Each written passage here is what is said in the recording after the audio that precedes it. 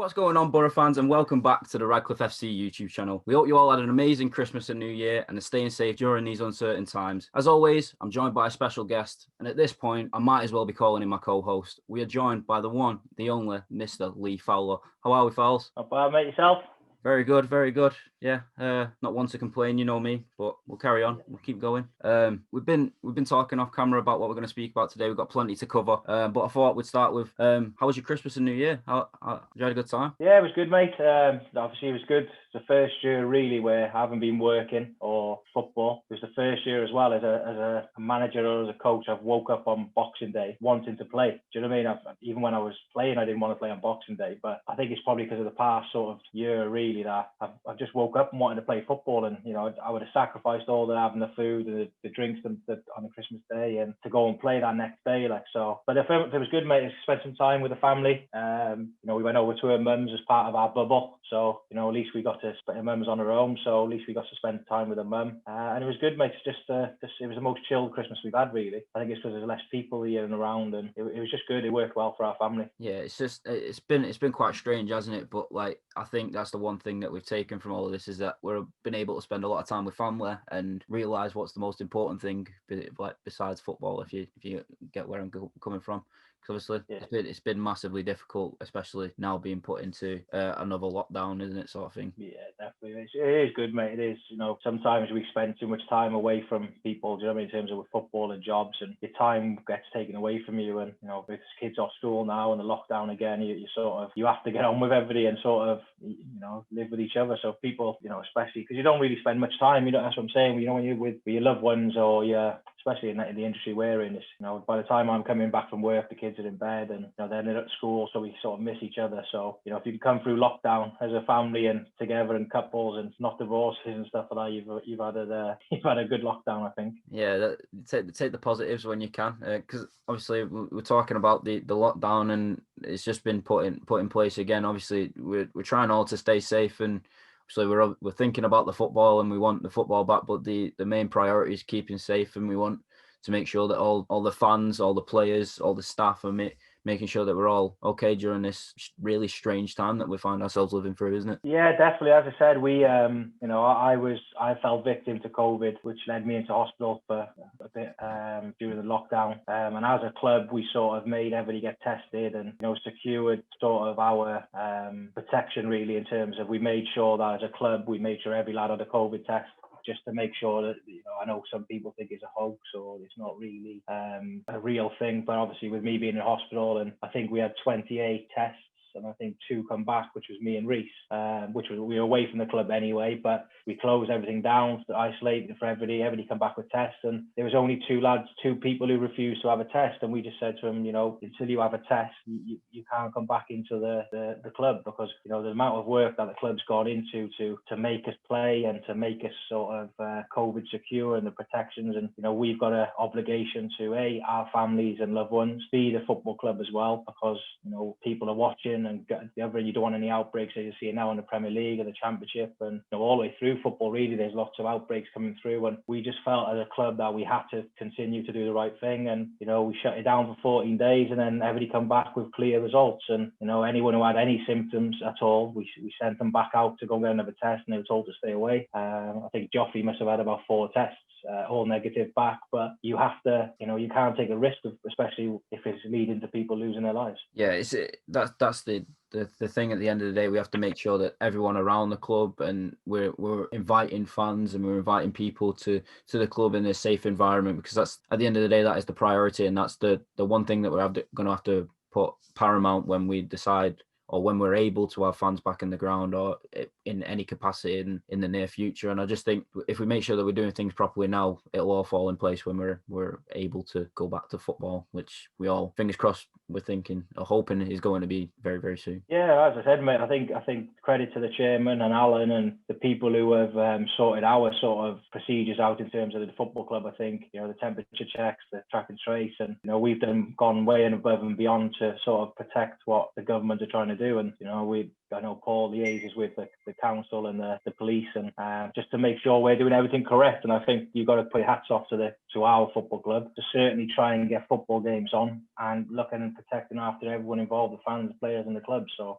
that's a credit to our football club, which doesn't surprise any of us. I don't think that it's been done properly. Yeah, and like we said, as long as we're doing it properly, we'll start to build them blocks to make sure that we can invite fans, well, players, staff, and then eventually fans back into the club to watch the one thing that we're all desperate to see live and in the flesh, which is football. We've got, like as I mentioned at the top, we've got a few things to cover other than COVID. I know it takes over quite a lot of people's lives, but the football club is still running behind the scenes a little bit, and we've got plenty to cover. And the first one's a bit of sad news for a lot of people, including ourselves, that Tomo has decided to leave the club, and we wanted to take the time to obviously thank him for everything that he's done in the short time that he's been with us. And I just wanted Fowles to reflect on that and maybe the reasons why that Tomo's decided to leave the club. Yeah, David, Tomo sort of, he came in with me at the beginning, and he was fully supportive, and he embraced the football club massively. Especially someone who's had such a good career. He bought into everything we were doing, and as a club, he loved it. And he just felt with COVID, he just felt that it just felt a little bit sort of, he couldn't commit to it in terms of the stop-start and the as I said, he just didn't feel that he could commit to it anymore. With the way we were in the world, and he wished me all the best, and he's still supportive of us and the club. He's still probably coming into the games, and I thank him for the support he gave me personally in terms of the support network around me.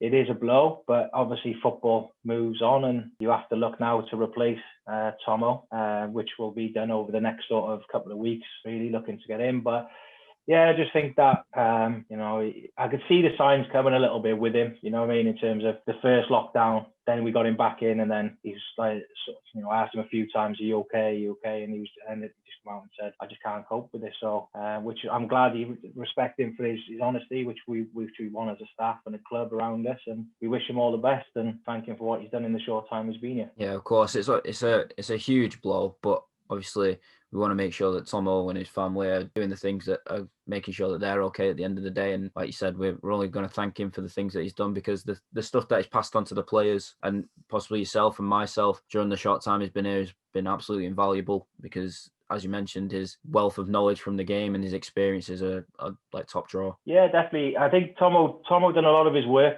one-to-one with the players in terms of little chats and little talks, and he didn't take much coaching, or he didn't do much of the input in terms of the footballing side of it with myself. But what he did do was support me, told me when I was wrong, told me when I was right. But the chats that, like you said there, his experience within having little one-to-one chats, or his enthusiasm and his cheekiness, to be fair, he was always bubbly, and he was I think he needed the football club just as much as sort of we needed him to come in. Sort of he works hard outside of football. I know his missus had a really tough job as well, and they wasn't getting much time either. And I think that's the other aspect of it as well. I think the time scale of, especially when it was stop-start, I just think Tomo was sort of, he was sacrificing time with his family and his kids as well, when there was no end goal to anything. So ultimately the decision was the correct one for David. Yeah, and we wish him all the best for the future, and we hope that we'll see him at the club at some point in the future, which I'm sure we will, and he'll be welcome with open arms, as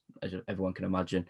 A lot of people are going to be noticing as we move on a little bit that a few similar names are popping up on different team sheets a bit higher up the football pyramid, and that is because some lads are leaving on loan sort of things to make sure that they're getting the football that they deserve at the moment, because obviously we're not playing and the leagues below aren't playing. So I'm going to let Fowles take this one, but obviously a few of the players have decided to take a few loan deals and start playing their football elsewhere while we're in this strange lockdown. Yeah, definitely. I think it's a conversation myself, Marcus, and the chairman had, in terms of we've got a due care of attention to the players as well. And, we love the players. It's not just they're pieces of meat, or they are sort of, here for 1 minute and then, once they're gone. The way we do things as a football club, and me as a manager, is that we invest in people. So when the opportunity come to, we knew the season was going to be stop-start and we didn't know when we were going to resume. The first thing I thought to do as a club, me and Paul sat down and talked about it, was can we get these lads playing? Can we get them up higher? Because I think, a lot of the players can play higher. And, the first thing I done was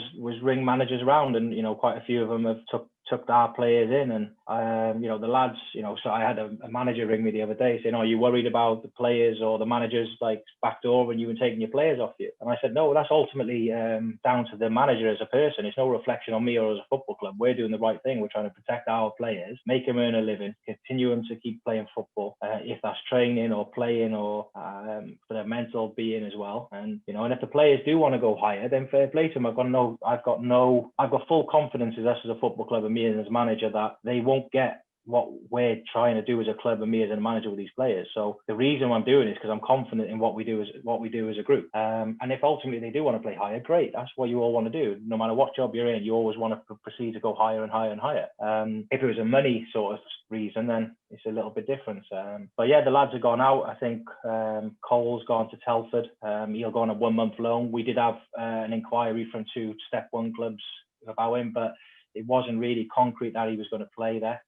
But I think that could be another one for the month after this loan. We did have an offer from a Football League club from Cole, which wasn't done really in properly. It didn't actually filter through, but it wasn't an offer we could sort of accept anyway. Then we got Andy into Chorley. I think he went in and scored on his debut. They've won the 2 games he played. I went and watched him against Chester. They won 2-0 and he done well. I think Luca Navarro is going to go into Curzon, I think, this week to train. I think Simon Lenigan's gone into another club to train. We had an inquiry about Raheem Hanley from a club above as well. And as I said, I believe majority of our players can play higher anyway. So anyone who's wants our players are more than welcome. The contracted boys are a little bit more difficult due to the obviously being on furlough and full recoveries and all the business side of it. We did agree a few long woos before the lockdown for Rain. Halliwell was going to go out and play at Skelmersdale. Brandon Lockett was going to go out to Skem as well to get games and minutes. There was a few people that we were going to change the squad around anyway, where we had one-to-one meetings. Jab's left the club now. We wish him all the best, and he signed. I think he signed for Cheadle Nomads. I think Jav did. We wish him all the best. And as I said before, mate, we'll touch on it later on in terms of, the time off has given me massive reflection in terms of what I did right, what I did wrong in terms of recruitment or the style of recruitment. And it's given me a massive reflection to do so. Yeah, I think, like you touched on, this time off has been good for ourselves, a bit of peace of mind away from football, but also give us an opportunity to reflect on what we've done so far. Obviously, it's not been as much as we wanted. It's been very stop-start sort of thing, but we've been able to reflect. And obviously the players now have been given a huge opportunity to play a little higher and show what they can do. And then when they come back to us in the near future, fingers crossed, when everything's gone back to normal and start playing for Radcliffe at the Neuven, we'll be able to show their talents for us, and hopefully we'll climb that table. We'll start doing the things on the pitch that we've been wanting to do for months now, sort of thing. It's just, I think the opportunities need to be taken, don't they, the sort of thing, to continue playing football where they can and improving while we're not able to do so, sort of thing. Yeah, I don't think we can stagnate as a football club, and that means us as a staff, as a club, and them as players. Now, ultimately, some of them players probably won't come back to the club. Not the lads I've named, the squad we got now. I can't see football resuming, if my personal opinion, until end of February, if we're lucky. And it's just part and parcel of football that, as you said before, about reflection and time away. When you haven't got much to do, you can sort of overanalyze things properly and your own thought process without emotions of points. And being a trainer, you've got time to yourself. So there will be changes, mate, in terms of the club. There are stuff that I've got wrong. Not necessarily the ability of the players, but the style of the players in terms of mentality. We've got some very good football players, and some of the football we played this season has been outstanding. But ultimately, it's an Achilles heel where the evidence there, we've got the worst defensive record in the league. So you can't hide away from facts. I think we need a leader. I think we need an experienced centre half or two. We've recruited a lot of potential. Joe, Jack, Ollie Thornley, Louis Morrison's not potential, but it just hasn't quite worked in that particular area of the field. And one thing stands out: there's not many leaders in the group. It was always led from myself and Tomo and Reese, which I'm a manager that likes things to be done from player led. So the players take ownership of their performance. They own the 90 minutes, and it's I feel sorry for Cam Belford in a way. If he did make a few mistakes, but he's the only one really who is a leader in terms of on the pitch, and you just can't have one person leading the football club. And I know people lead in different ways and ability and getting on the ball, but ultimately, if you haven't got like your John Terrys or your Steve McNulty's, them type of players just throughout the spine of your team, and that's where we got caught out. I think we got caught out from playing too expansive football. I think we had too many footballers in a team, which isn't. As a fan, as I said before, if I'm paying £10, I'd love to see Radcliffe play because you guaranteed goals either way. The style of play was brilliant. The results were indifferent, but it's summed up really my time since I've been here. I think I'm coming into a year in February maybe, and I've had 12 games. The first 6 weeks were stopped because of the weather. If you remember last year, 4 games in, COVID stops us. Then we go back into the season, and then we have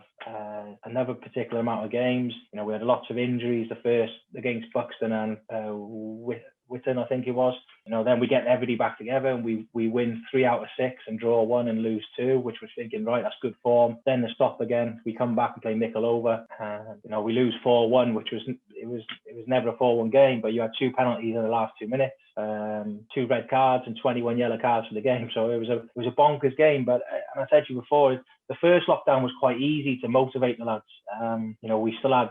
It was easy to motivate them. I think it was like the first lockdown felt like it was just a break. Do you know what I mean? It felt like, there was they didn't have any sort of psychological stuff with it, what come with it. They just thought, well, if we're on a lockdown, we'll go back training, we'll have a longer pre-season, we'll start when we're starting and we'll have a full season. That's what everybody thought. I think this second lockdown before this one, sorry, this is the third lockdown, isn't it now? So the second one where we stopped before the Mickleover game, I could sense there was a little difference in shift. I'm trying to coach them and there was no games, there was no end product there. So you're looking as a manager and a coach and you're trying to coach them and they're looking at you thinking, well, there's no game, so what's the point? And my message was, we continue to do the same things all the way throughout, no matter professionally all the way through. There's only so many times you can have fun sessions with it. And the Mickleover game, we had him in on the Tuesday after the game. We debriefed about the game, and I can only be one way. I can only be the way I am as professional. And we had to do the debrief. We knew there was not going to be another game. We spoke to the chairman about, everybody else doesn't want to play football. I think it was only us,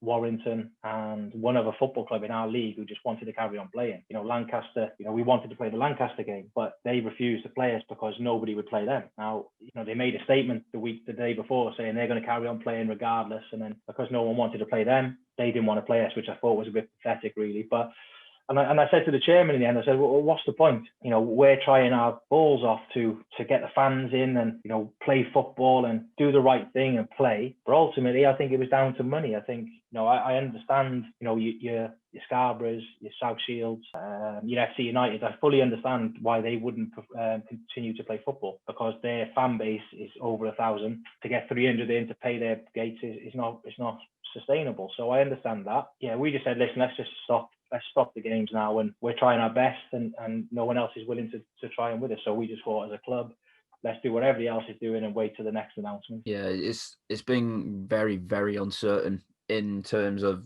the country itself, and then obviously what it means for ourselves as a football club, because as you mentioned there, we've been trying to get games on. We was at the friendly with Trafford as well, which we had to cancel very last minute due to the announcements and things like that. It's just, I think we have to set the standards both on and off the pitch now, where we're still going to train, well, not now, but we will train as if we've got games, and we'll continue to do the things that we have to do to make sure that we run properly as a football club, regardless of what's going on around. But obviously now, as you mentioned, this lockdown, it's very hard for a lot of people, and it's going to be tough to get motivated and do different things, sort of thing, whether you're getting up for work every day or just getting up in general. I think the mentality thing is there, and obviously I'll put this out as a personal thing, and as the club as well. If there's anyone that you ever need to speak to, I'm sure Fowles is with me as well. We're all there to talk to, and if this lockdown or the previous lockdowns and things like that is making it a bit of a struggle for yourself, then we're all here, we're all in the same boat, and we want to make sure that we get through it the other side together as a football club. So. Yeah, well, as I said, mate, this was the first 2 lockdowns are fine for me, but this was the first time really where I felt a little bit down and a little bit sort of, you creep yourself isolating a little bit. Do you know what I mean? In terms of, because because you're not playing football, there's not much contact with people in sort of time. So you sort of misses like, do you want to go for a walk? I'm like, nah, not really. So I can see it creeping in with myself as well. And, you know, I think it is right as a club that we are there. So like you said, I agree with you fully, Adam. As a club, we're here to, if anyone wants to speak to us on socially or me on Twitter, you know, inbox, or, you know, if I can give them a call or speak to them, I will do, because it is, mate. It is this one feels different. This one feels more of a blow for me. Like, in terms of, the first one was okay because we were still training, really. It wasn't tier 2, tier 3, and then this one again now, it just feels a bit of a bigger blow than the last two for me. But yeah, I fully agree with it. I think as a club, we've got to support the fans. You know, not necessarily even our fans either, by the way, because other people will be watching this as well. It won't just be our fans. And as I said, we're here to talk to you, and it'll probably do us all a world of good, really, not just the people who want to ring. So yeah. And that's the same with the players as well. They, you know, the players know. I've texted them all yesterday, and, you know, how are you? How are you feeling? They're probably thinking, what are you on about? But, you know, you've got to ask these questions. Like, and, you know, we're lucky, really. We're blessed with a group. They're still putting in fitness work. The message I put to the lads would just continue to train for your own peace of mind. Never mind doing it for football. Get out of the house, do a run, go and do a walk, or walk the dog, get that fresh air, and it's important, really. I use that message for me, really. As I said before, the first couple of days I was like, nah, I don't want to go for a walk. But now you go out, and it does give you that purpose, really, in the lockdown. So that's what I'd say to people: just eat healthy, speak to people, go out and have a lovely walk. I know it's cold. It's -2 today by me, so.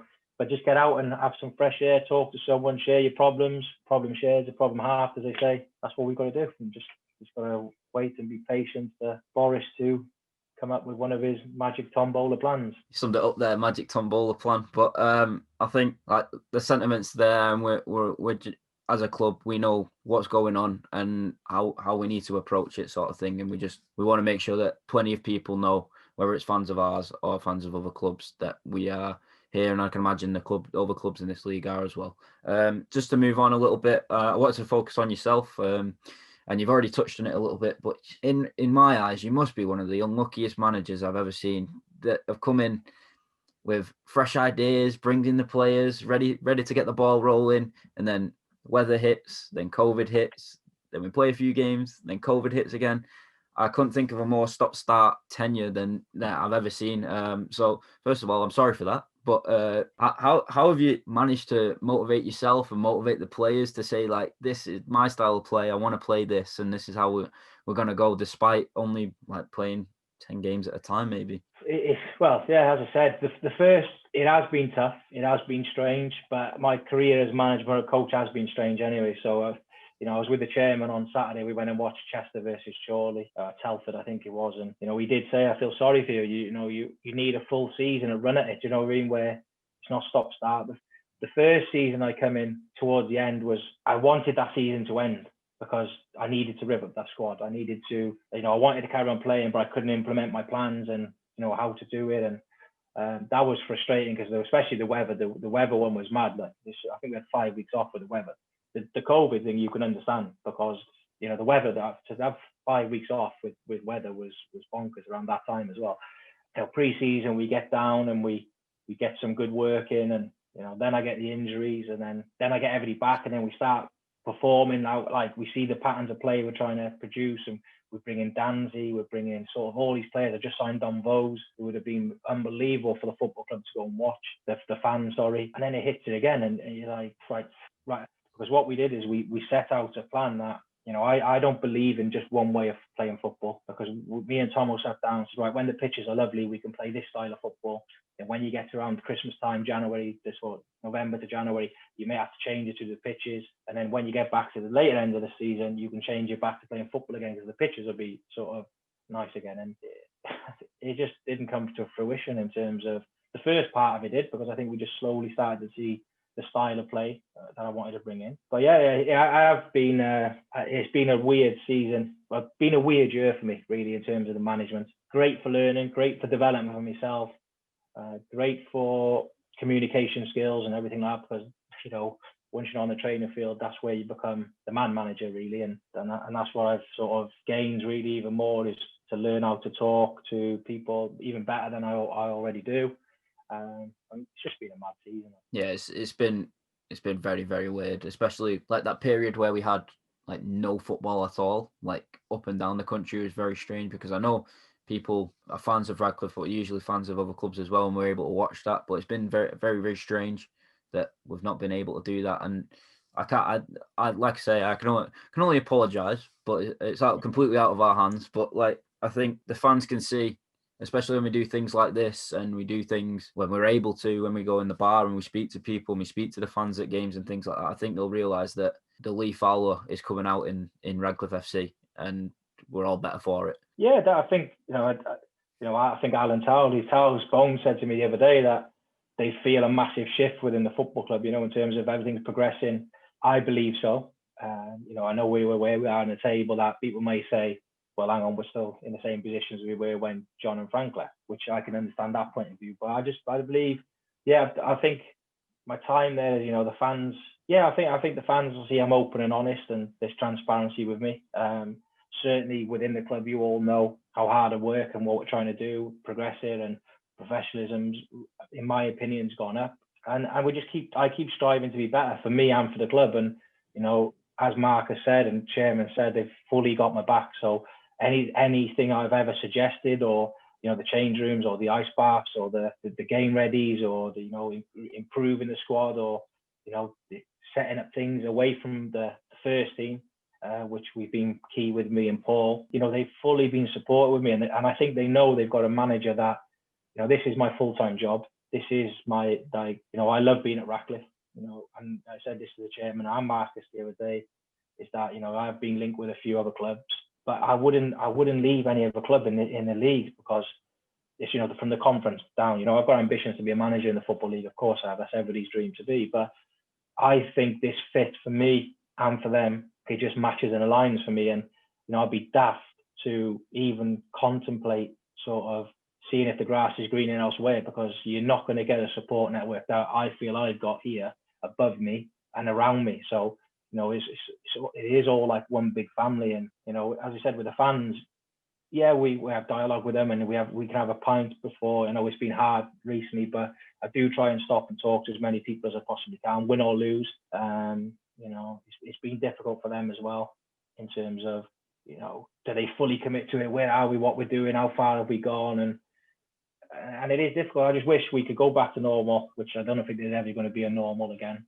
But where we can talk football, the fans can give me a little bit of abuse if they want to, and that's crap, he's not good enough, and I'm like, no, he's good. That sort of dialogue, and I'll always be that way. And as long as they're respectful with it, I'm fully engaged. I love, I'm seeing on Twitter if fans have a little pop and banter, and I love it. Like it's what non-league football's about, and what non-league should be about. And I think it's only a couple of times this season in lockdown where I've got to speak to a few of the fans at a beer, social distancing. They give you your views because they pay money. Do you know what I mean? They pay money to go and watch that team. They care and love for that team. So I love it. I think it's great. Like even if sometimes they're having a go at you, in a way, it's still great. Yeah, it all comes with football, and especially at the level we're at, we're literally allowed to go and speak to the fans at the side of the pitch and not get dragged away by a steward, sort of thing. Do you know, I think that's the beauty of non-league football, sort of thing, and I think it brings out the best in a lot of people, and I can imagine it's the same with yourself. So, fingers crossed that we'll all be back in the stadium in the Neuven sometime soon, with the crowd full, beers flowing and goals flying in the back of the net. For us, that is, not the other way. Yeah, it's just been a very, very strange time, and that's why me and Fowles wanted to jump on the call today to try and explain a few things that are going on at the club and how we're trying to expand and advance, even though we're not allowed to play football on the pitch. And can't thank Fowles enough for joining us today to talk all things football. Obviously, we're gonna end it here. We spoke pretty much about everything that's gone on up and down the club, unless there's anything you can add, Fowles. No, I don't think there's anything else. I think from a footballing point of view, I think we've covered everything, and it's just important to have that dialogue with the fans in terms of, because sometimes there's a lot going on, and I think this is the place really where we can indirectly speak to them rather than keep putting stuff out on social media, and it's more of a personal touch that myself and you are doing with them. And just stay safe.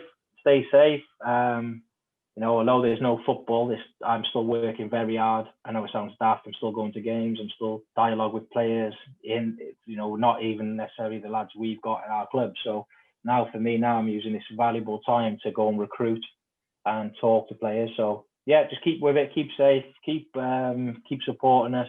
As I said, the message is there. If you want to speak to anyone from us, from the club, we're here, and hopefully see you soon. Yeah, as Fowles said, we're fingers crossed we'll get to all see you soon.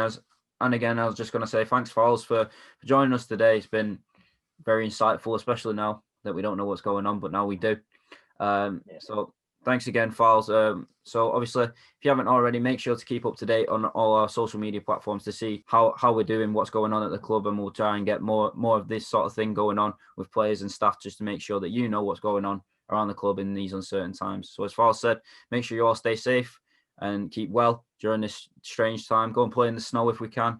Do whatever you can to keep your head a little bit sane. But once again, thank you for joining us today, and we'll see you all next time.